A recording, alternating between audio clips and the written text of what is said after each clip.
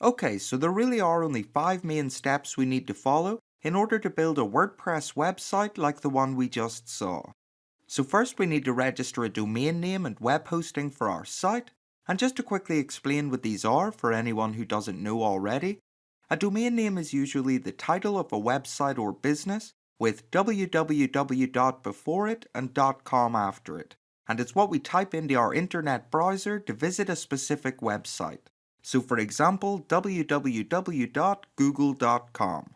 Or sometimes domains can end with different extensions like .co.uk or .net. Then web hosting is basically where the different files that make up our website will be stored online so people can access them when they type in our domain name. Then once we have our domain name and web hosting registered, we can move on to the second step, which is installing WordPress onto our new hosting account. This will only take about 60 seconds to do, and as WordPress is open source software, it's 100% free for us to use.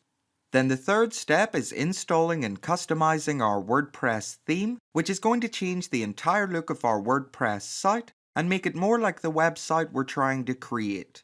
And for this tutorial, we're going to be using an awesome free theme called Rocked. Then once we install and customize our theme, we're going to move on to step 4, which is adding our different pages and blog posts which we saw at the start. So that's things like our about page and contact page, and the blog posts that appear on our home page. And then the fifth and final step is organizing our content, which we'll do by creating a custom navigation menu and changing the sidebar on the right hand side. Don't worry if any of this sounds confusing, by the way. It's all super easy, and I'm going to show you exactly what to do every step of the way.